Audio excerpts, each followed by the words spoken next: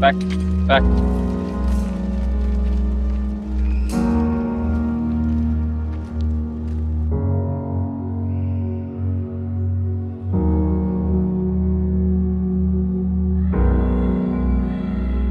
Thousands upon thousands of corpses, with clouds of flies hovering over them, the nauseating smell of rotting bodies, survivors who looked like living skeletons. These were just some of the brutal images seen by Allied soldiers as they began liberating the concentration camps set up across Germany. The months or even years of cruelty they inflicted on their prisoners left marks they could never erase. Люди, поможіть! Молю вас, поможете! Još živ! Još ga možete spasiti!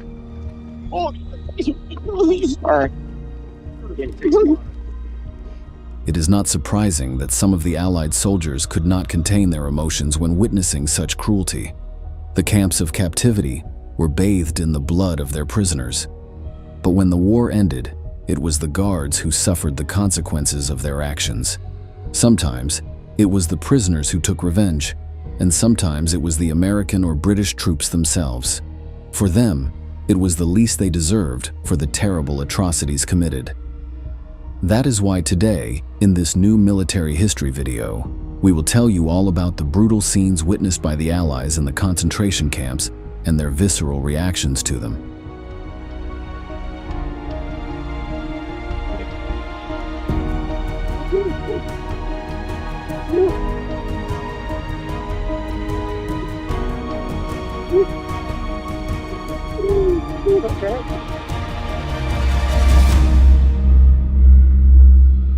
By mid-1944, it was clear that Germany was on the ropes. The Soviet Union's Red Army, after great and bloody victories on its own territory, was rapidly heading towards Berlin, killing every Nazi who crossed its path. Meanwhile, in the West, the Allies had succeeded in carrying out the brutal landing in Normandy and were also advancing at a good pace towards the heart of the Reich. Fearing what might happen after the end of the conflict, Heinrich Himmler, in charge of the organization of the concentration camps, ordered his men to eliminate all traces of the final solution, the systematic plan to exterminate approximately 6 million Jews. La progresión de los ejércitos aliados por el oeste y de los soviéticos por el este propició que Himmler cerrase los campos, enviando a los deportados a horribles marchas de la muerte.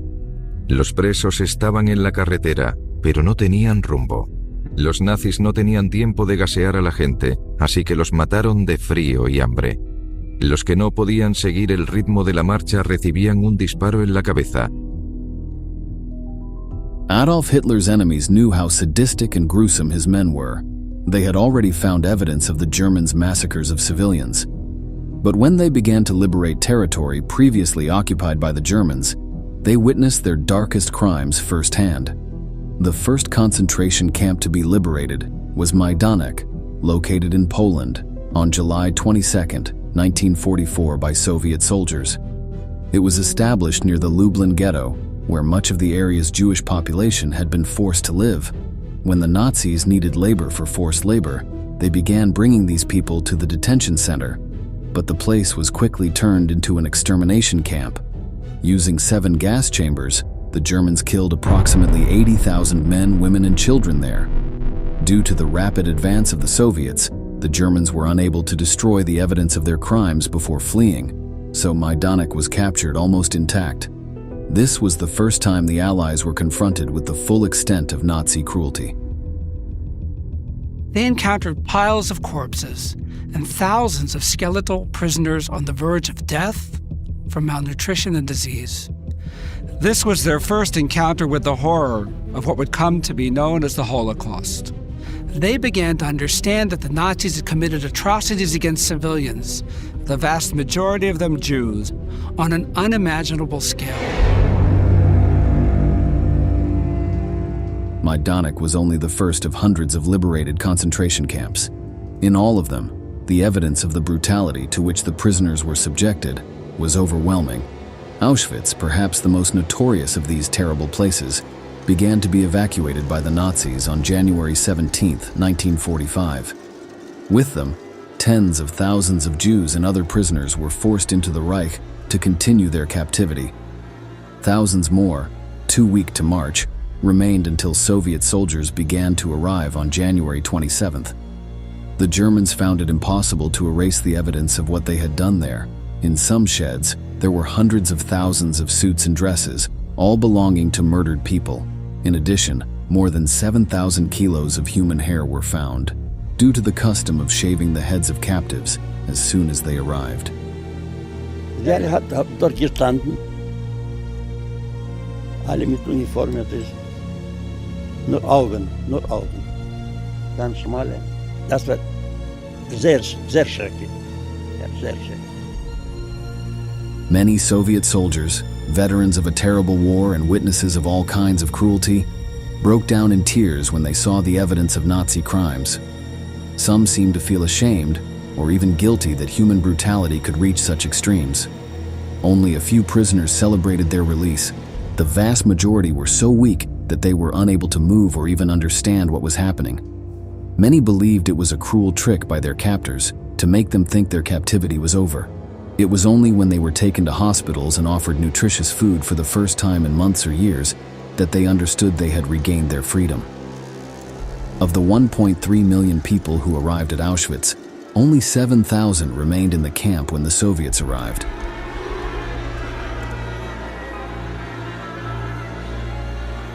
Although the Red Army soldiers shared their findings with the Western Allies, the latter would soon experience them for themselves.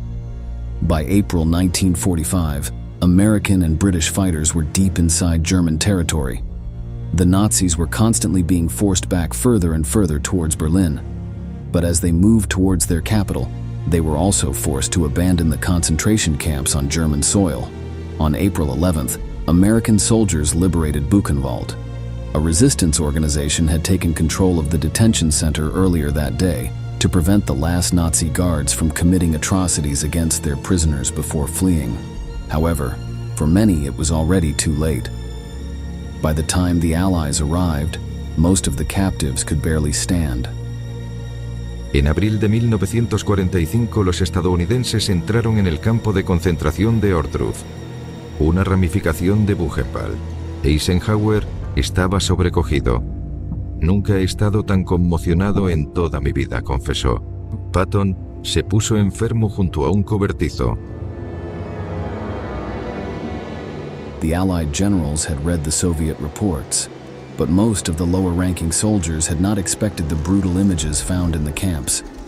The Americans and British, many of them under the age of 20, could barely comprehend what they were seeing. The rumors they might have heard were nothing compared to what they were now witnessing. By the end of the war, there were so many corpses in these places that the guards had not even attempted to dispose of them, so they were left completely out in the open. These thousands of bodies bore the marks of the torture and hardship they were subjected to throughout their captivity. According to the testimonies of the liberators, the smell was the first thing perceived, even before seeing the prisoners. The years of overcrowding with almost no hygiene produced a stench that made many of the soldiers vomit upon entering the camps. The few survivors looked like skeletons due to lack of food, and thousands died after being released from the diseases they had contracted there. Typhus was one of the most common, which caused rashes all over the body, high fevers, and even delirium. Many of the infected, having such low defenses due to the inhumane conditions to which they were subjected, were never able to recover. Several of the camps had to be completely incinerated to prevent the spread of this and other diseases. Our medical battalions worked 2 days and nights binding wounds and giving medications. But for advanced cases of starvation and tuberculosis, there were often no cures. The survivors are shown being evacuated for treatment in Allied hospitals. In some cases, Allied soldiers could not contain their emotions provoked by the macabre scenes they witnessed. On April 29th, American troops advanced on Dachau, another of the concentration camps on German territory. The SS men in charge of security at the camp, upon learning that their enemies were nearby, began to destroy evidence of their crimes, but they were not fast enough. When they surrendered, there were still many signs of their sadistic behavior. Upon entering, The Americans found 39 wagons full of naked corpses, so thin that the bones could be seen beneath the skin. There were about 2,000 bodies there, some of them with signs that they had been recently murdered. For a group of Allied soldiers, this was too much. They needed revenge.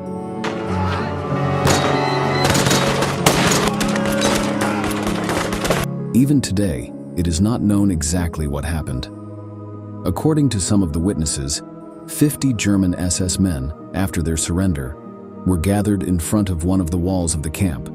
A squad of Americans, some of whom carried machine guns, were tasked with keeping a close watch on them. This is where accounts differ. Some sources stated that the prisoners tried to escape, so the soldiers opened fire. Dozens were killed almost instantly, while many others were seriously wounded. Following other accounts, however, we find a mass summary execution in retaliation for the atrocities committed at Dachau. Whatever the truth, between 35 and 50 Germans died after their surrender within the walls of the center of the camp. Many of those wounded by bullets never received medical attention and bled slowly to death in the snow. Didn't really feel good about what happened there. But also, I have to admit, I felt there was a certain amount of revenge. And in a way, I felt that even though these may not have been the men who perpetrated this sort of thing, at least you paid back a little bit for these people, what happened to them. Dachau is perhaps the best-known case of a camp whose liberation turned bloody against its oppressors, but it was far from the only one. Mauthausen, in Austria, was one of the last detention centers to be reached by the Allies. It was between 3rd and 6th May, days after Adolf Hitler, seeing that the war was lost, decided to take his own life. This camp was one of the most brutal in all of Nazi Germany.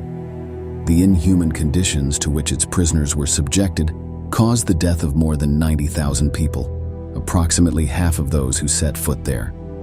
As in many other such prisons, the cause of the deaths were not only the German guards, but also the so-called kapos. These were captives who collaborated with their captors in exchange for better living conditions, which meant supervising the rest of the prisoners and often also torturing them. Sometimes, they were even crueler than the Nazis. אני בהתחלה שהגעתי, אז תכף שאלת את הכבוי מתי יש ביקור הורים, מתי אני יכולה לבקר, מתי אני יכולה לפגוש. במחנה כזה,